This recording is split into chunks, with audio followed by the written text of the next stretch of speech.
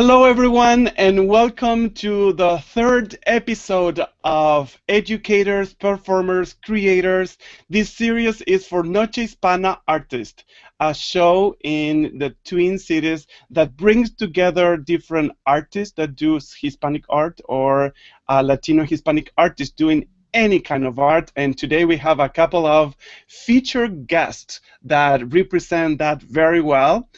I would like to welcome everyone to this show, EPC show, and tell you that we are live if you're watching on Google Plus or YouTube and you want to send us your questions. You can do that by leaving a comment on G+, Google Plus, or leave a comment on the YouTube video. If you're on Twitter, please tweet your question or comment using the hashtag EPC show. And I have here with me a few, three guests, including our featured guest. We'll start with Sheila. Hello, Sheila. Hello. How you doing? Tell us a little bit who you are. Well, I'm a performer and also an arts journalist. I write for City Pages and TC Daily Planet and Vitamin and MN Artists and a bunch of other places. And I'm excited about talking to these two groups today. And so yeah, that's great. I used to work at Teatro del Pueblo. That's how I know Paulino. Great. Well, welcome and thank you for being here. She'll help me bring her perspective and her questions to these artists. See more perspectives. Hello. Hello. I'm a rapper, spoken word poet, producer, engineer, visual artist. I'm just an artist first and foremost, and I do everything I can. I do a lot with music and education as well. Thank you for being here, and not only we'll hear more about See More Perspective, a little bird told me that he might be performing for us as well. So wait for that, it's coming up. Now I would like to introduce to you to Curio Dance. Hello. Hi. Hello. Hello there. Who are you? We're Curio Dance, Giselle Mejia and my brother Dario Mejia. Excellent. And I'd like to start with some questions to you. Tell us a little bit about your background. Where do you come from? Originally, I was born in Ecuador. My mother was in the Peace Corps from 1978 until 1982. Around 1979, she met my father, Luis Mejia, and they got married salsa dancing, and then had me around 1982. I was only 6 months old, and I came to the United States up here in Minnesota, where my mother, Patricia Shaver, is originally from. Right. 2 years later, this is what came along too. Great. Now, when you identify yourself to the audience, do you mention we are Latinos, we are a mix? How do you introduce yourself? How do you identify yourselves? I usually, first and foremost, just identify myself as a human being, not a human doing. It's really important to be able to just state who you are. This is even something that Giselle and I have confronted when asking, what genre of dance do you do?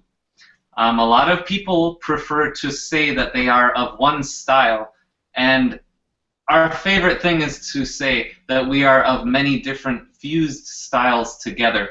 We have studied a broad range of professional dance as well as street styles of dance, as well as our own improvisation, whether that be out at the club or in your own room. Well, I read that about you, and I saw you in different videos, always talking about all those different type of dances and how they influence your work. But I like to dance myself. I consider myself a dancer. I don't do it professionally anymore, but I was exposed to some genres, a little bit of ballet or modern dance. But how does it work in your work? How do you combine that? How do each of these genres influence the type of work that you produce? And can we see some influence from, I don't know, Latin dance or ballet here? How does it work?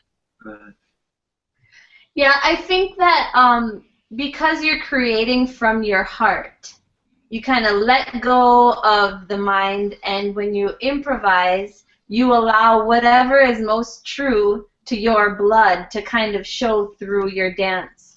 And because it's kind of that raw energy that kind of brings about the most creative and the most true to yourself as a human being.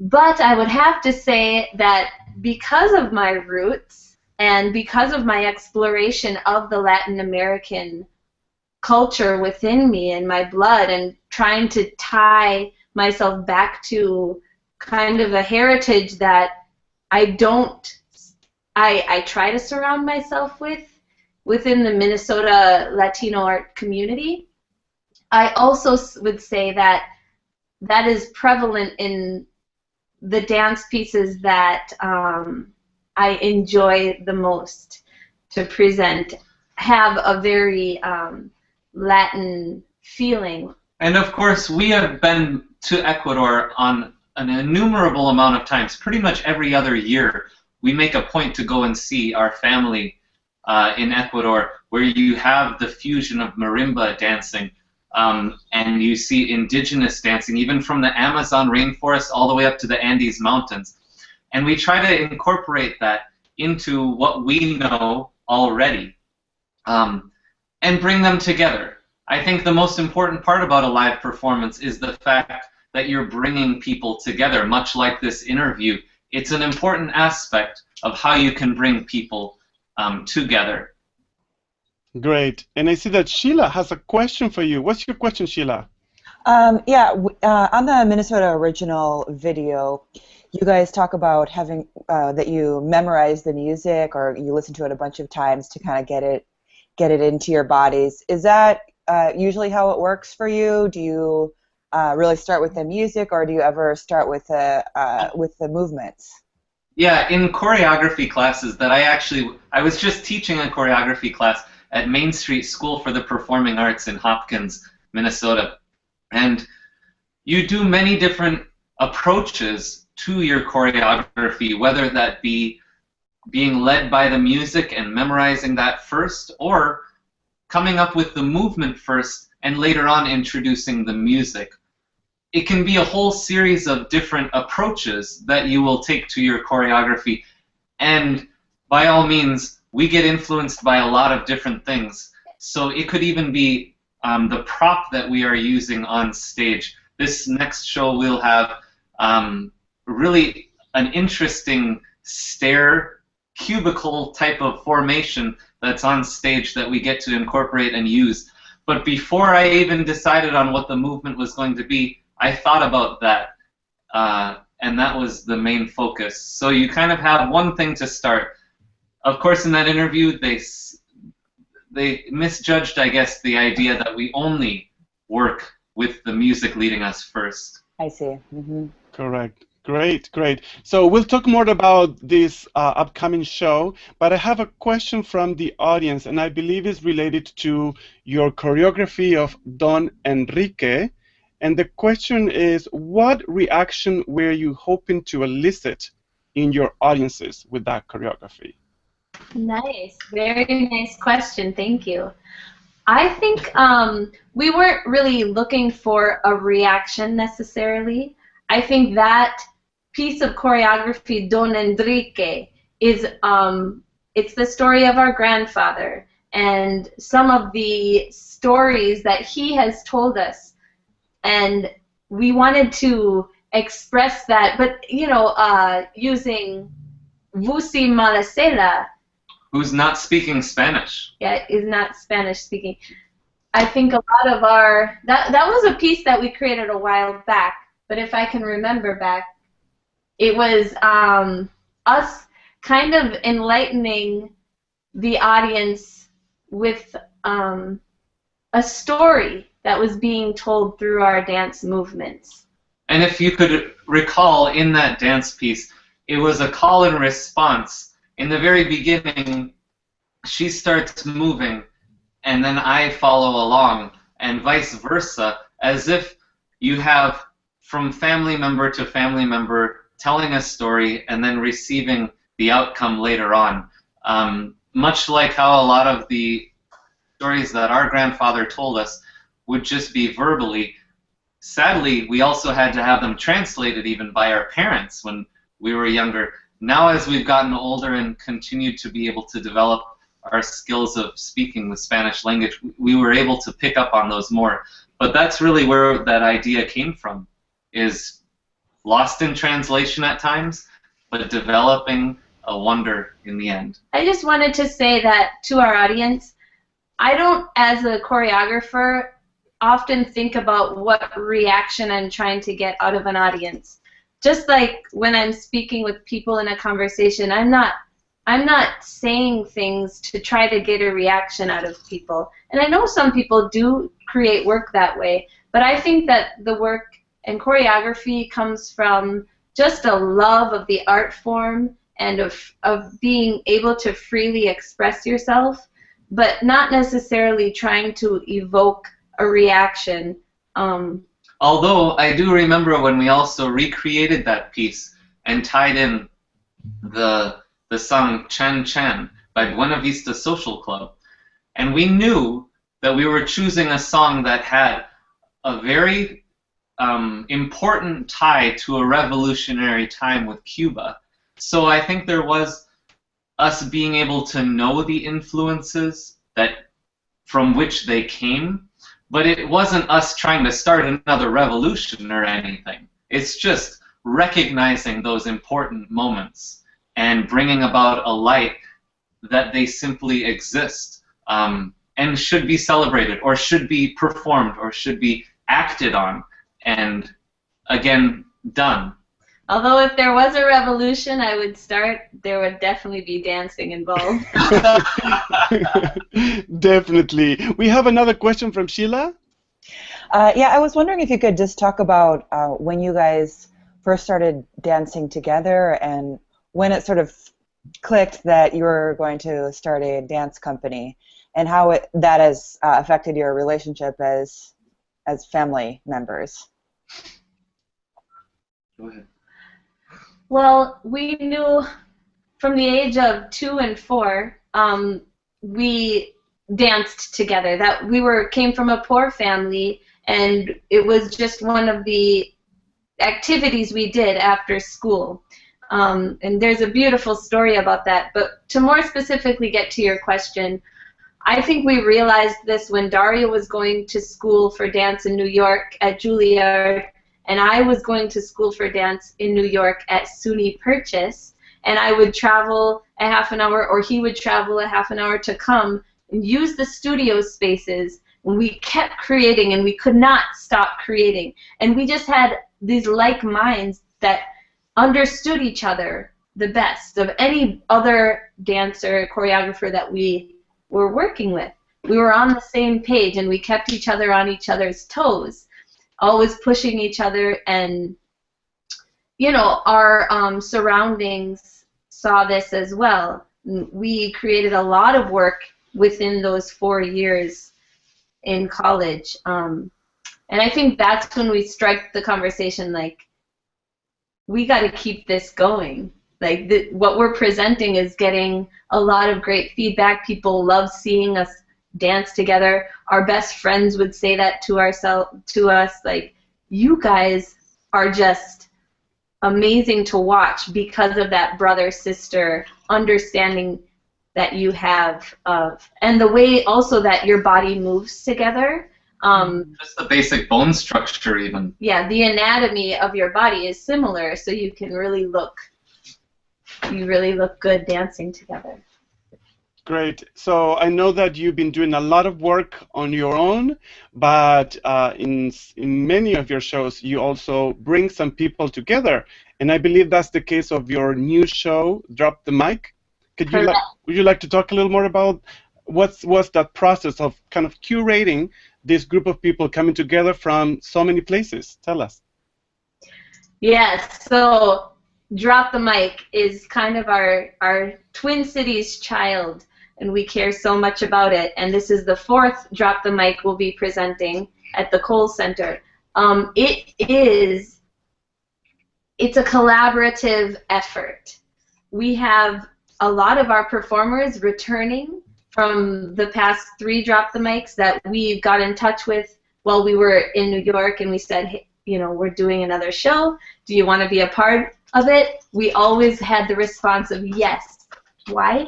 Because it is a very energetic and it's just a very positive experience for everyone around the board.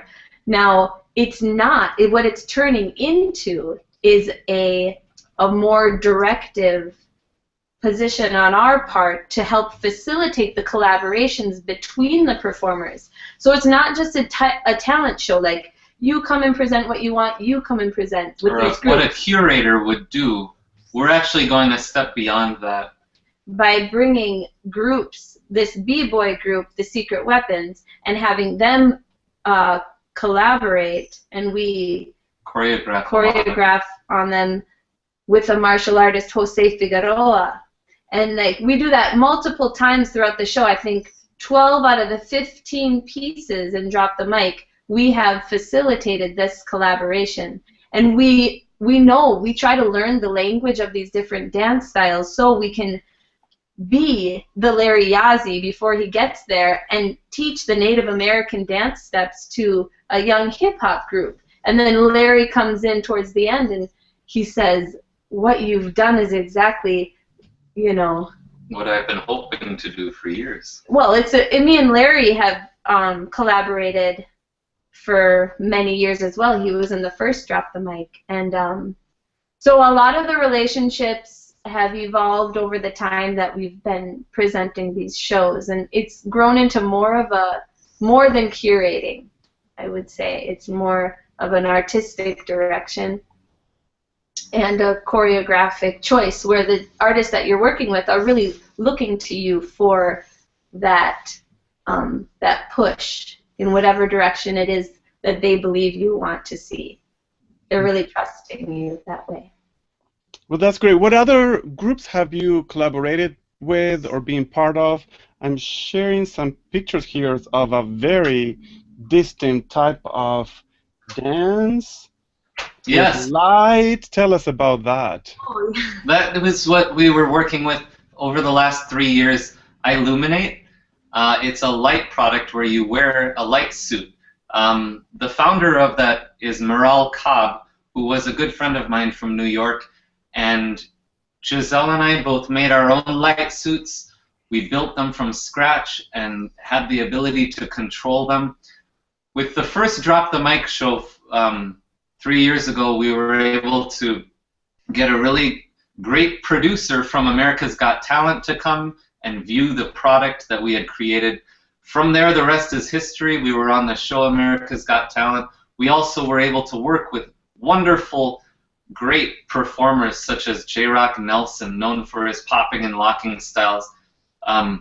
Flips Entertainment, who's really one of the best breakdancers known to this day, who can do more head spins in a Guinness Book of World Records than anyone that I know of.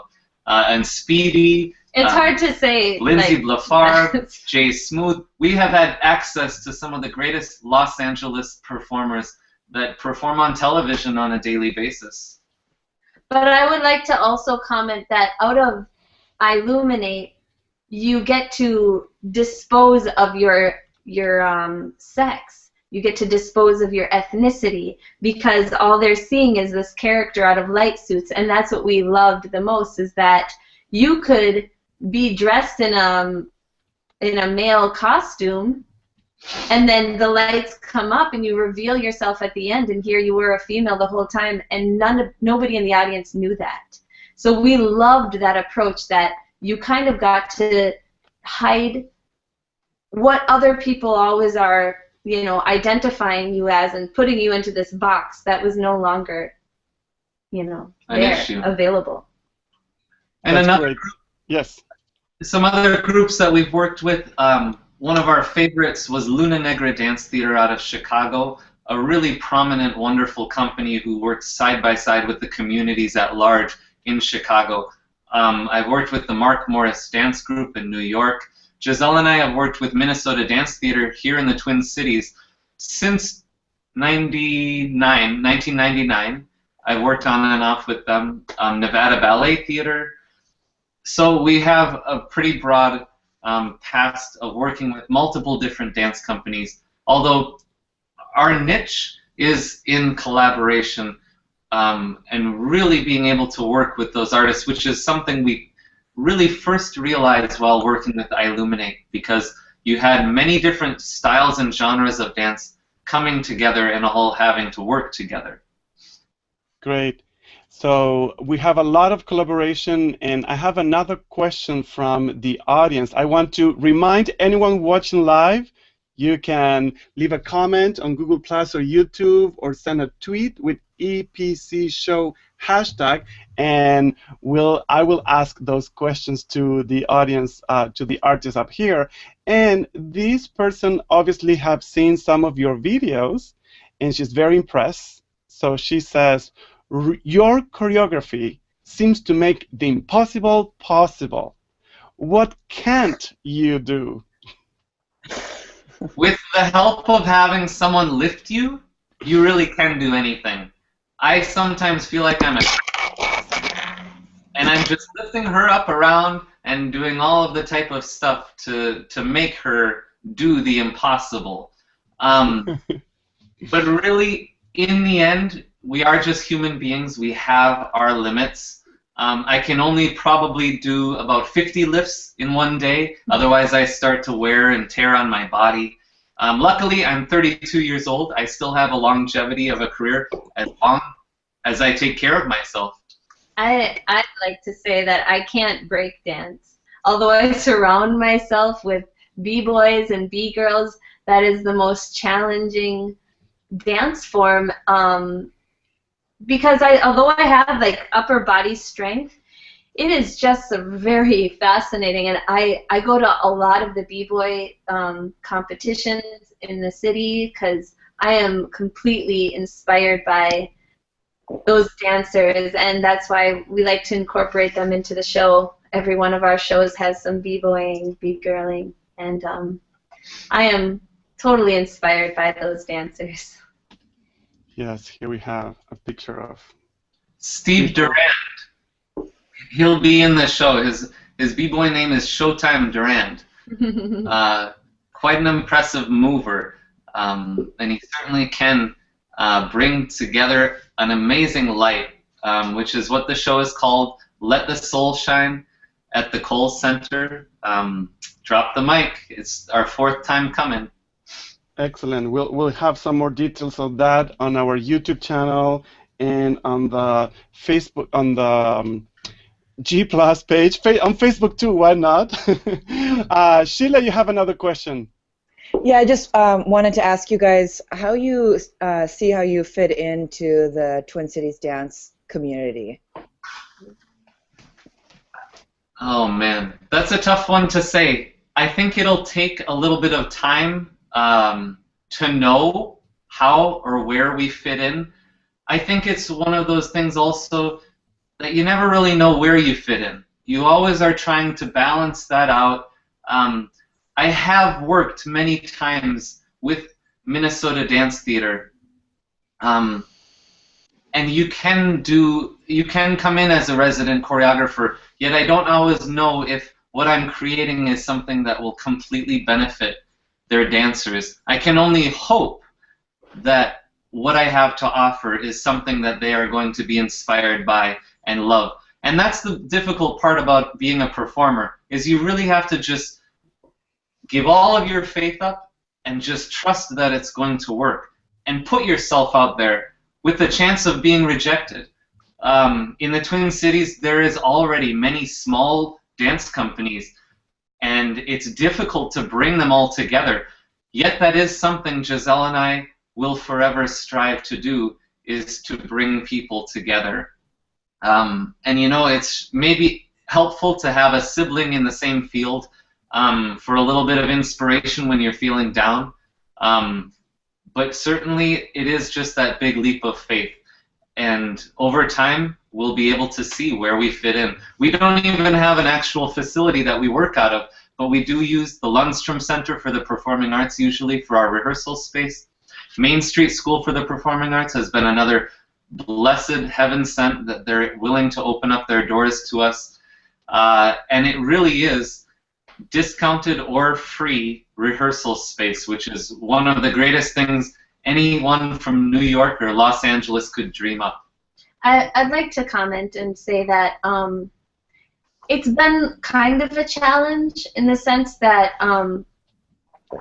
because right now we work with multiple small groups and individuals and kind of facilitating these collaborations, and then when it comes to performance around the city, just the two of us perform together, and that's what Curio dance is basically this.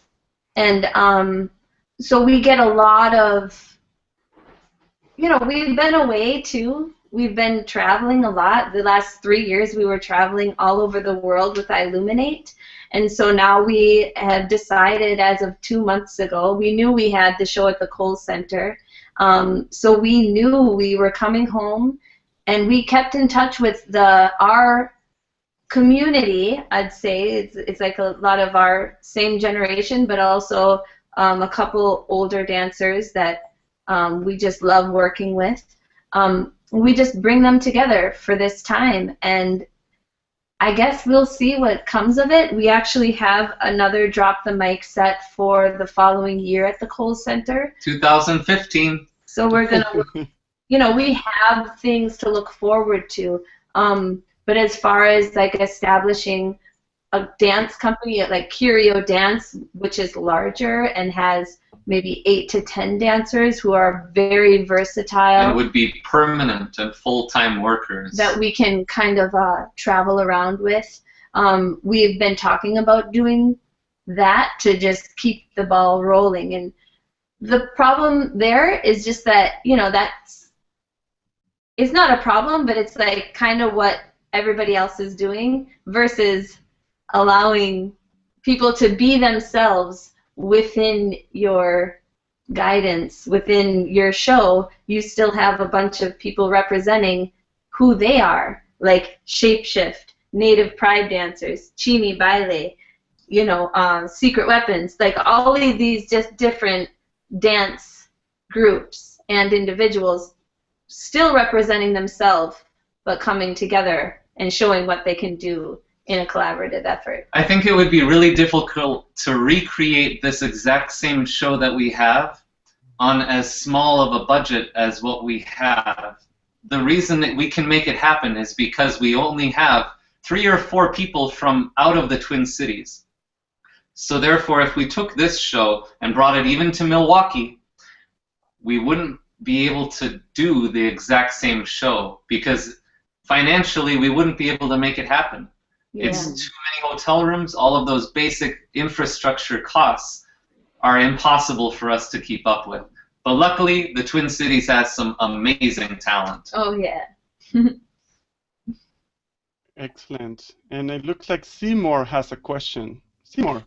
Yeah, I love learning about what you all do and like how you bring different styles of dance together and different techniques and like bring all of this different art to it. And within the dance community, the larger dance community, Twin Cities and beyond, what you're doing is so diverse, and you're bringing in all these different threads to build something really beautiful and unique. I wonder how much you reach out to artists outside of dance to try to create that same spirit of collaboration, just with artists who would be completely on the other end of the spectrum.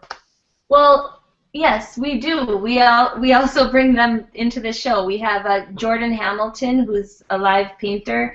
You'll see him. What's really interesting, because we've worked with Jordan for a couple of years now too, and he does graffiti, but he also has a style of art that is very kind of fine art. And so, like, we like him. He's painting the sets. So he's painting our sets that you're going to see in the show. Jordan Hamilton. As well as a live paint.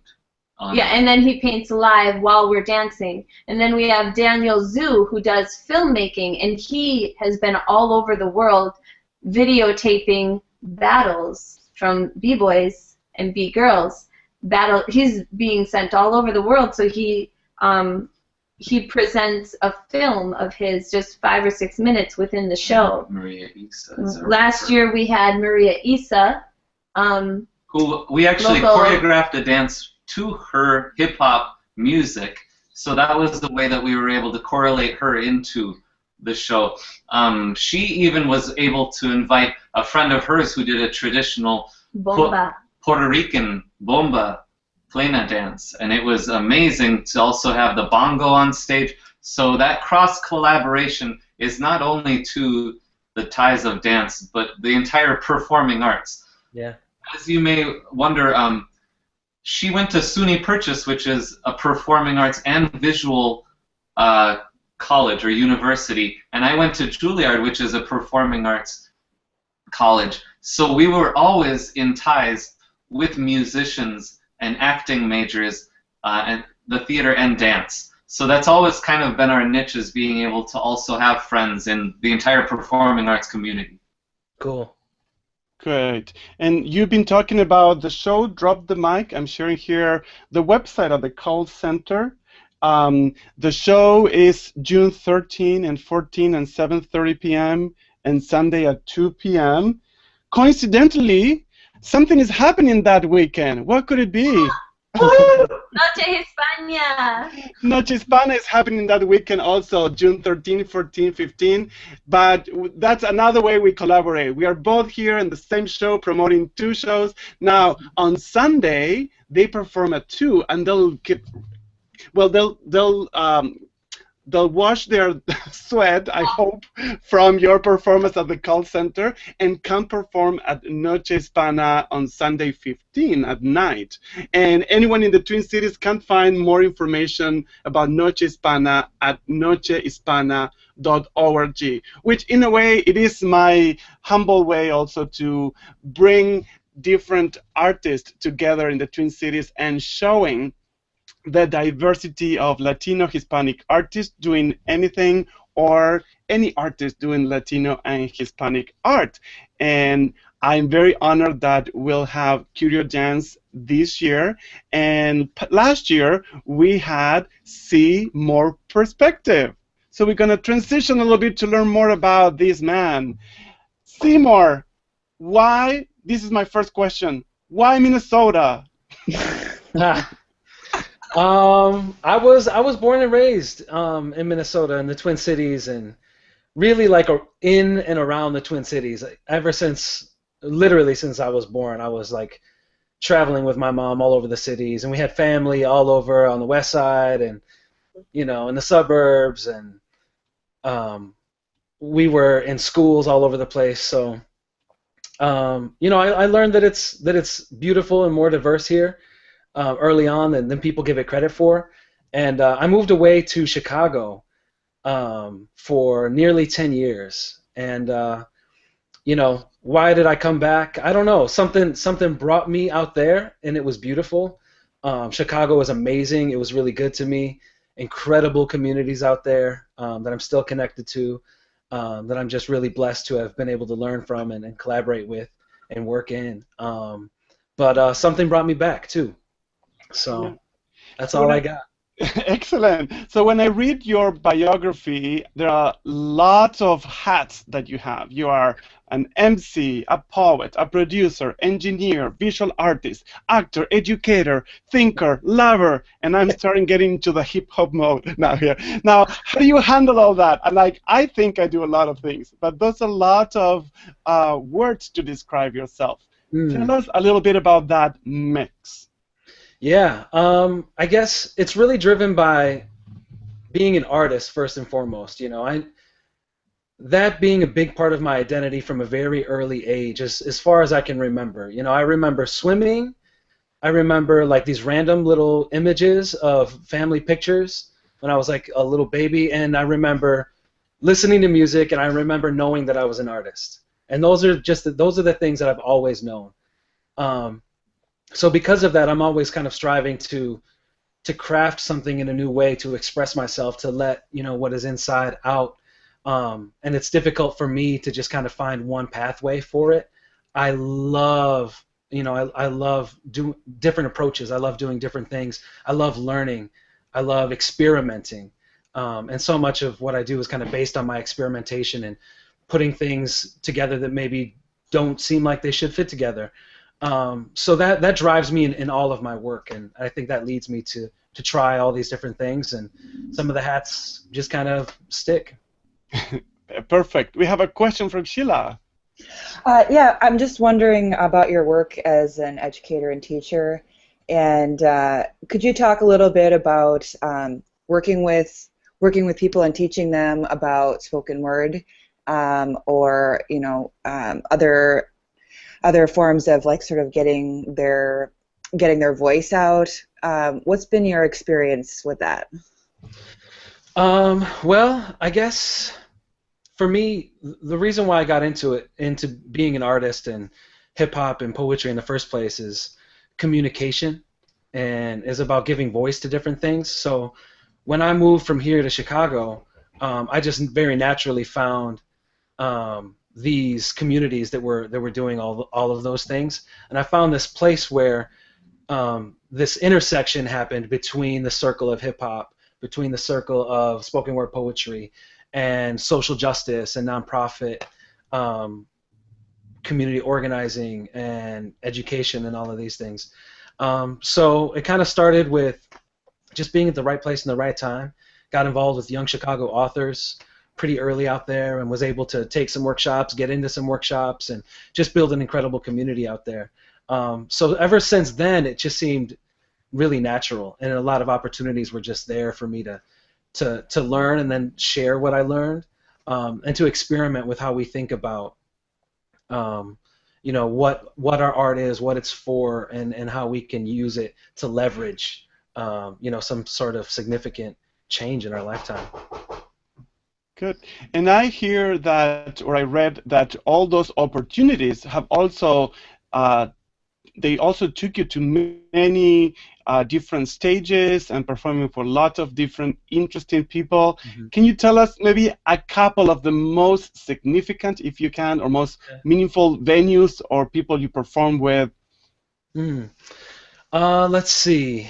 Funny enough, I think it's one thing that maybe it wasn't the most glamorous show that I did or anything, but I got to perform several times for these kids from all over the world in Brattleboro, Vermont. And these were kids from Germany, Ireland, the UK, Turkey, Iraq, all over the United States and everywhere. And it was hundreds of these kids from all over the world, and it was just incredible to see the impact that your work has so clearly. It's generally kind of like an abstraction, you know what I mean? The effect and impact that you can have on a crowd or on a community. And I was able to kind of perform for them and then interact with them and do these workshops with them as well, and really see them take these ideas or methods or whatever and just run forward with them. So for me, that was one of the coolest things I've ever been able to do as a performer and an educator. Perfect. Sheila has another question. Yeah, I just wanted to ask you about how maybe you use political messages, or do you ever use the social context in your work, or ways to like say something about the way our world is?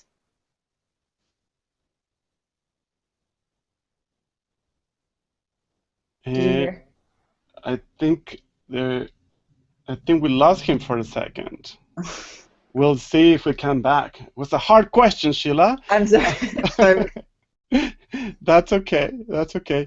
So there we are. Oh, beautiful. Woo! Sorry about that. You're back. I'm back. Woo! Welcome back. Did you hear Sheila's question? I did not. What was the last one? One more time. Okay. I just wanted to ask you about how you might use politics or social justice in your work. Yeah. I think there's so much that you can do with the identity of an artist, and just there's this social leverage that you have just kind of being out there in the mix through social media and through shows and whatever. And even if you're not necessarily like writing these hardcore political songs, you can kind of use your presence in the community and in the public eye. Okay, and that was a great answer. And unfortunately, he dropped again. So let me go back to Giselle and Dario. You mentioned you have worked with different artists, not just dancers. And do you have any musician in your upcoming show? Well, Leviticus Martin, Levi, he goes by, the host is also a musician. And we have reached out to Guante, who's just super busy this time, and I'm so happy for him. And So yes, we have Levi Martin performing, as well as DJ Los Boogie on the ones and twos. on the turntables. But we don't have like a hip hop like Seymour perspective. We don't have a guest artist as far as that light goes, but we more focused on the filmmaker Daniel Zhu to come and be the guest artist. Perfect. And Giselle, you had a question for Seymour, correct? That's Dario. He's typing. Oh, Dario. Okay. What's your question? Yeah, I was just wondering for Seymour, do you have anyone making up the beats and the music behind you, like a composer? I know specifically, like a very famous artist like Michael Jackson or Britney Spears has an entire team of musicians creating the music overlapping their lyrics. Yeah, you know, I think that my team is my community. I have a close kind of set of collaborators and friends that we do a lot of work together. I produce a lot of my own stuff. I produce and engineer everything in my studio, and so I'm kind of like the one person stop for like everything that I do. But I love to collaborate. So, you know, my brother has given me beats. He's done some beat making. Good friend of mine, Damian Strange, who is actually not only just a musician and an electronic producer, but also a classical composer. And I just did this really cool show with him at the Baroque Room where I was beatboxing and kind of spitting poetry for his new classical work, which was really cool. So there's always these different layers that come in. Maybe I'll make a beat and I'll say, Damien, you know, could you play something, some saxophone or some keys on this? Do you hear something that might fit? I do so many different styles within my work, but it's not like I can create everything that everybody else creates. So I love getting work from other people. I love listening to what other people are working on and being inspired by that and saying, well, can I rap to this, or can I do a hook on that or whatever. So yeah, like I do so much of it myself, but I love collaborating. It's too important. Perfect. And Seymour, you talk a lot of before we get into your performance, before you drop again, maybe this is a subliminal message for drop the mic that Giselle and Dario are giving us here. Right. Very before we get into your performance for us today, I would like you to tell us a little bit not only about your performances, but you also produce albums that you have produced. You might be working in one now, and what's your process for doing that? Yeah, sure. So I think my process begins with kind of crafting this one key that I want to use to open everything. That's my skeleton key for expression. So once I siphon that flow, the ideas just kind of come to me. I'll be driving, and I'll think of a line, and then I'll think of another line that goes with that, and then I have to like stop on the side of the road to write it all down so I don't forget it. Ideas just kind of come to me because I've worked in this creative flow and just kind of gotten into that groove where I'm always kind of in the realm of ideas and expression. So right now I have an album that I've been working on called The Jaws of Life, and I started working on some music with another producer that goes by the name of Cerebellum One. Incredible hip hop producer, very boom bap, kind of this classic hip hop sound, and I started writing these songs to him, and through the feeling that I was getting from the beats that he was sending my way, I knew it had to be a very kind of true school, boom bap, MC driven, over the beats, hard beats kind of a thing. And I was thinking about like getting open, how important it is for us to like open our hearts and our eyes and our ears and our minds to the world around us.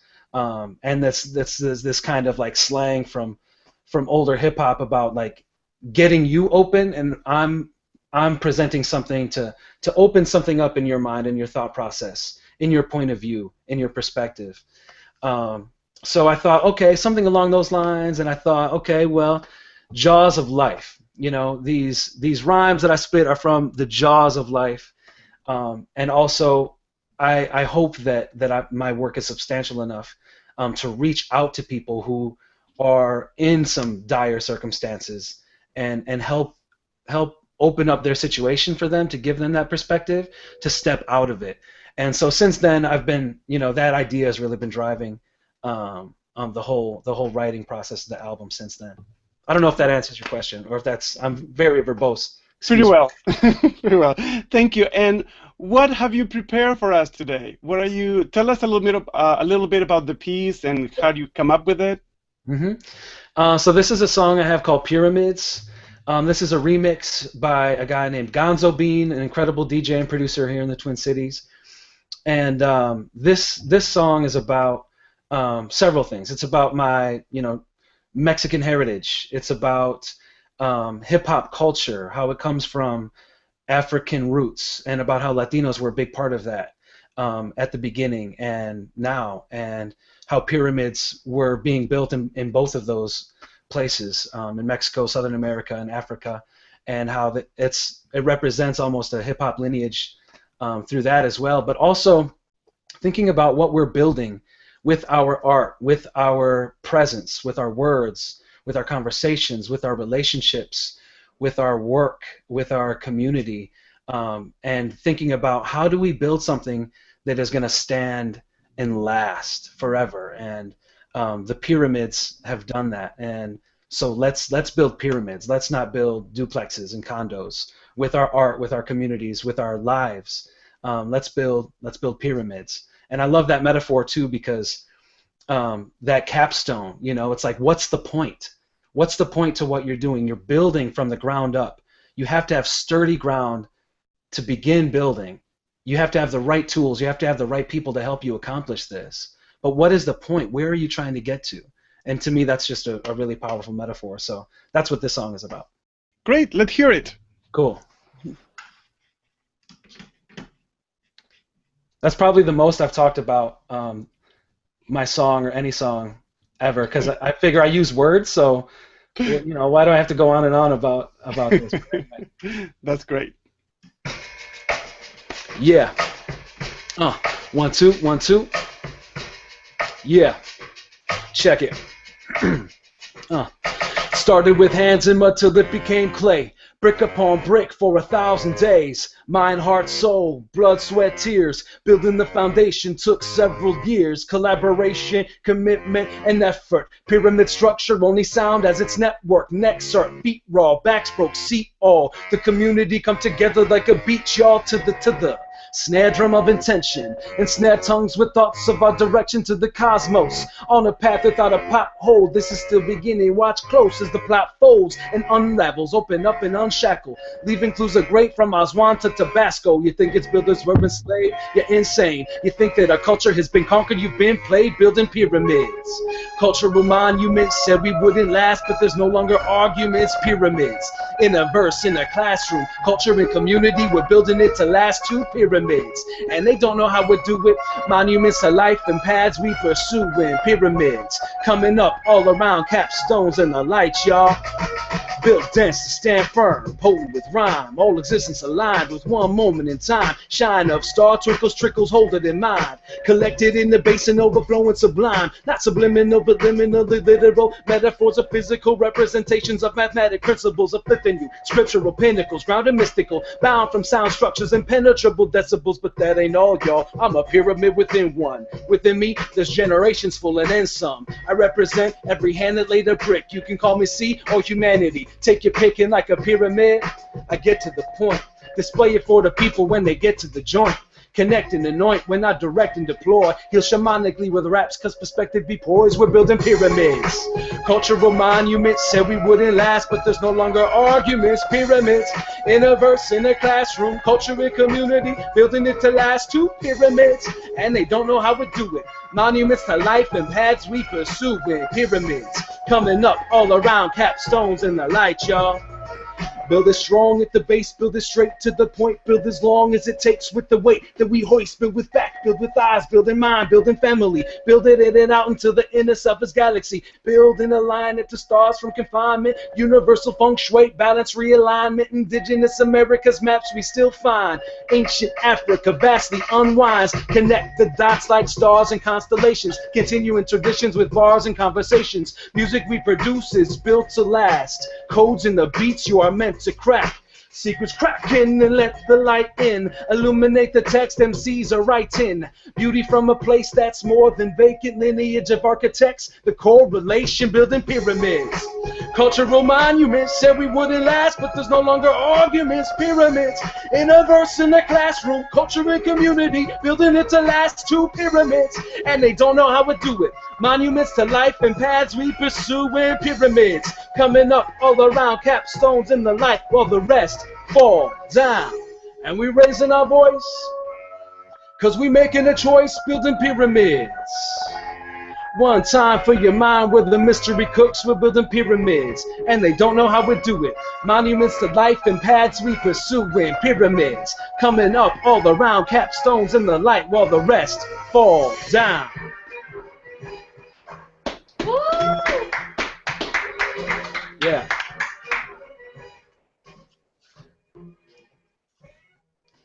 Let me see. Thank you. Thank you very much. Thank you. Great. What a great way to wrap our no no pun intended, to wrap our show. What a great way to wrap up our show. And I want to thank everyone who has been watching. Please share this. This is important to know where our artists are coming from and what do they do, how impact our lives. I would like to ask our guests here, what do you have coming up that you like to promote? Curio Dance. Oh, well, drop the mic. Drop the mic, of course. I'd also like to say there's going to be a few summer workshops where you can actually come and take one of our dance classes. One will be happening the 28th and 29th of June, right after the show Drop the Mic at the Lundstrom Center. Another one will be at Heartbeat Dance Studios down in Apple Valley. That'll be the 12th and the 13th of July, so keep in contact via Facebook and Twitter for a few more insights of where we'll be teaching. Great, thank you, and we'll share the link to Drop the Mic on the Google Plus event and the video. Thank you for being here. Thank you. And Seymour. Yeah, so first and foremost, always stay tuned at SeymourPerspective.com.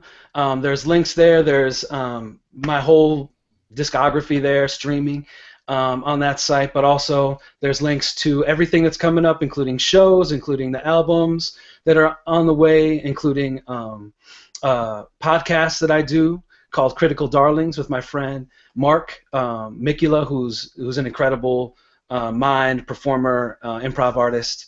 Definitely look out for Jaws of Life coming out this fall or winter. Trying to get, kept trying to wrap that up right now. Really excited about it, and I'll be gone for 2.5 months for the summer, working with kids from all over the world, visiting like six or seven different cities. Should be a lot of fun. So great, thank you for being here. We'll also include those links on the blog. Thank you so much. And YouTube. Sheila, anything coming up that you like to promote? Well, I've got one show tonight at the Cedar Riverside People's Center at 7:30, a play I'm in called Drowning. It's our last show. And I'm going to be doing something at the Fringe Festival. Otherwise, I write 3 times a week on the City Pages dressing room blog, and you can see my writing there. I write about arts and culture, and yeah, you can probably see my byline at other places too. So Great. Well, thank you for being here. And of course, I want to give a shout out to Noche Hispana coming up June 13, 14, 15 at Patrick's Cabaret. So if you're in the Twin Cities, you can find all the information at nochehispana.org, also with information about all the artists. This is the 10th anniversary of Noche Hispana. Woohoo! 10 years bringing Latino arts and Latino artists together. And in those 3 dates, I'm going to have different artists each date. It has been a little bit of a headache. Usually it's 6 or 7 artists the same 2 nights. This year, 3 nights, different artists each night. It's like a festival to celebrate these 10 years. And this program, Educators, Performers, Creators, has been part of this adventure as well. I want to thank everyone who has been in the program so far. There will be more in the future. I'll be working with language and technology coming up in September and October, or maybe August and September. We'll see. But coming up, you can find more at epcshow.com. More shows coming up with different topics. One more time, I want to say thank you to Curio Dance, See More Perspective, and Sheila Regan. Thank you. Gracias. And have a great week, everyone. Thank you. Ciao. Adiós, gracias. Adiós.